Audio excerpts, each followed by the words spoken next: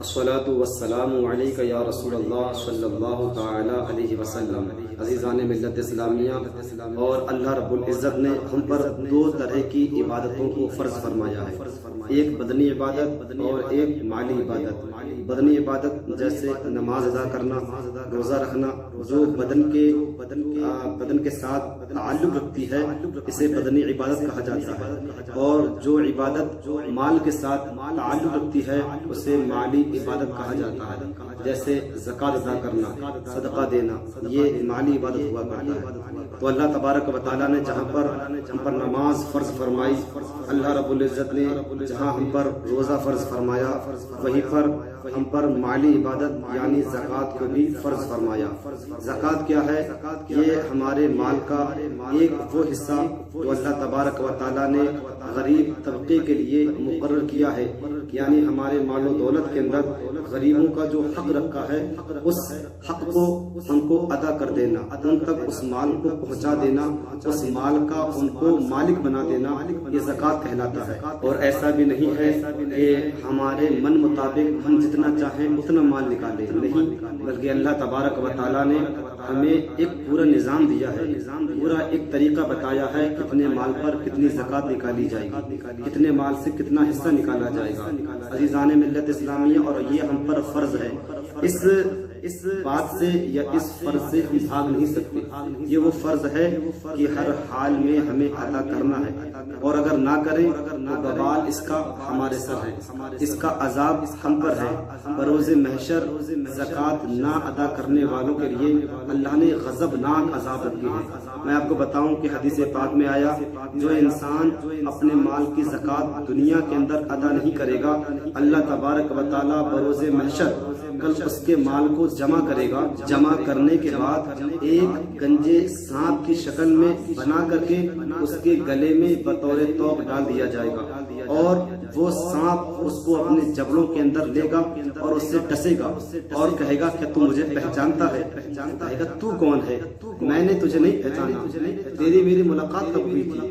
وہ کہے گا میں تیرا وہی مال ہوں جو تیرے پاس شب و روز دن و رات رہا کرتا تھا، جس سے تو بڑی محبت کرتا تھا، اور تو میری محبت کے چکر میں، تو میری محبت میں لوگوں کو ان کا حق دینے سے بچا کرتا تھا۔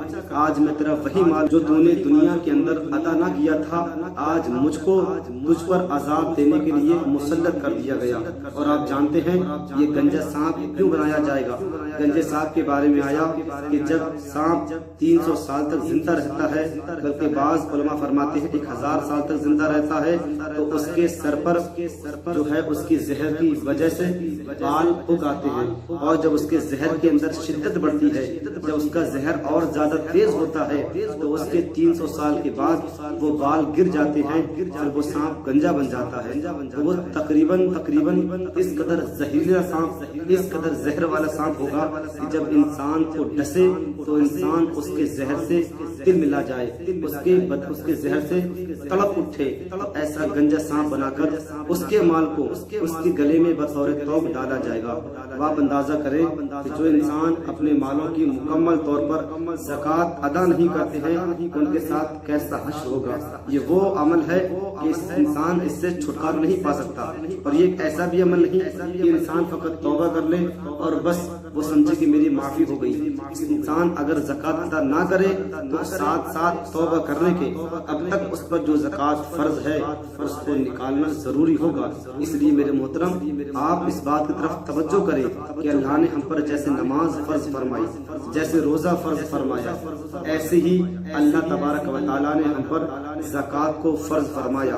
جو اہل ثروت ہیں، جو مالدار ہیں، جن کے پاس اللہ نے نصاب سے زائد مال رکھا ہے، تو ان کو چاہیے کہ اپنے مالوں کی زکوٰۃ مکمل طور پر ایمانداری کے ساتھ ادا کریں، اور اپنے غریب طبقے کا حق جو اللہ نے ہمارے مالوں کے اندر رکھا ہے وہ ادا کریں۔ گویا کہ اگر جو لوگ زکوٰۃ ادا نہ کریں اور نہیں کرتے تو وہ ایسا ہی ہے کہ وہ اپنے غریب طبقے کے بھائیوں کا حق کھا رہے ہیں۔ ہیں، ان کا حق مار رہے ہیں۔ جب اللہ نے آپ کو اتنا نوازا ہے، اتنا دیا ہے، پھر آپ کو کیا ضرورت ہے کسی کا حق تلف کرنے کی، کسی کا حق دبانے کی، کسی کا حق مارنے کی؟ اور آپ کو معلوم ہے کہ جب یہ مالدار انسان بروز محشر میں حاضر ہوں گے تو غریب طبقہ اللہ کی بارگاہ میں عرض کرے گا، اے اللہ، دنیا میں انہوں نے ہمارا حق تلف کیا تھا، ہمارا حق مارا تھا، آج تو انصاف فرمانے والا ہے، آج ہمارا بھی انصاف فرما اور آج ہمیں ان سے ہمارا حق ادا کروا دے۔ اللہ تبارک و تعالیٰ ان مالداروں کی نیکیوں کو، کیونکہ وہاں پر مال تو ہوگا نہیں بلکہ ان کی نیکیوں کو لے کر کے ان غریب طبقے کو دلوائے گا اور کہے گا یہ وہ حق ہے جو دنیا میں تم نے ان کا مارا تھا، حق تم نے تلف کیا تھا، آج تمہارے اعمال ان کو دے دیے جائیں گے۔ عزیزان ملت اسلامیہ، اپنے زکوٰۃ نکالنے کی طرف توجہ کریں اور اپنے اوپر وہ تمام شرائط لاگو کریں جو اللہ نے ہم پر لاگو کیے ہیں اور ان پر دل سے عمل کرنے کی کوشش کریں۔